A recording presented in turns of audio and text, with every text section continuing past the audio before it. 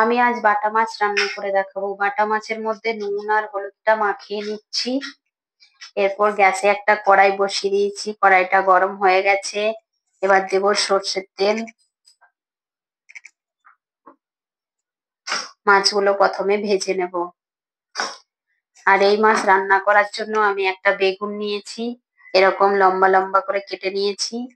আর এখানে নিয়েছি টমেটো, পেঁয়াজ, কাঁচা লঙ্কা, আদা, রসুন সব অল্প অল্প করে নিয়ে এতটা মতন একটা পেস্ট বানিয়ে নিয়েছি। তেলটা গরম হয়ে গেছে, এবার আমি মাছগুলো একে একে দিয়ে দেব, ভেজে নেব।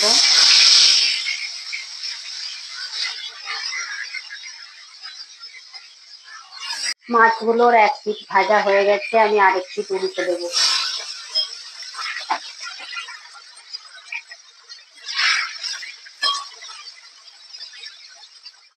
মাছগুলো ভাজা হয়ে গেছে, আমি এবার তুলে নেব।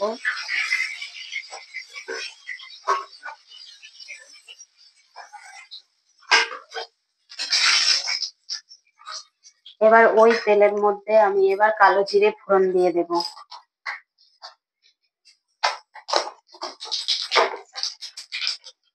আর একটা শুকনো লঙ্কা দু টুকরো করে দিয়ে দেব।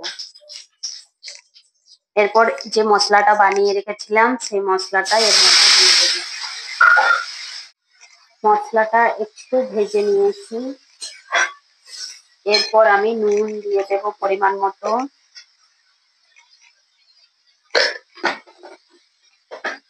হলুদ গুঁড়ো দিয়ে দেব।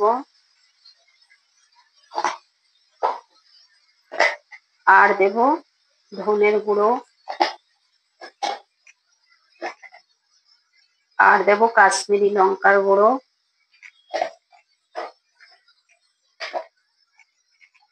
আর দেব জিরের গুঁড়ো। এরপর এইটাকে একটু মিশিয়ে নিয়ে বেগুনটা এর মধ্যে দিয়ে দেব। আমি একটু মিশিয়ে নিয়েছি, এরপর কেটে রাখা বেগুনগুলো এর মধ্যে দিয়ে দেব। একটু কষিয়ে নেব।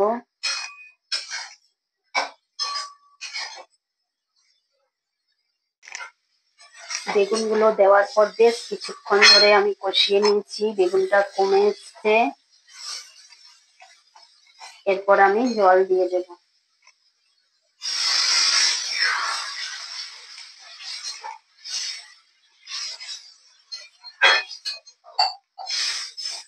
এরপর কিছুক্ষণ রেখে দেবো, এরকম করে বেগুনটা সিদ্ধ হয়ে যাক।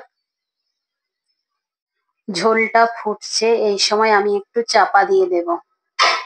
ঢাকাটা খুলে এবার দেখে নেব। বেগুন সেদ্ধ হয়ে গেছে। এই সময় আমি ভেজে রাখা মাছটা দিয়ে দেব।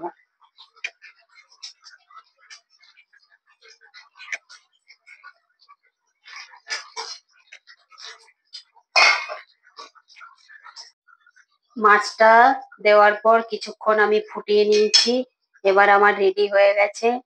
আমি এবার নামিয়ে নেব। গ্যাসটা অফ করে দেব।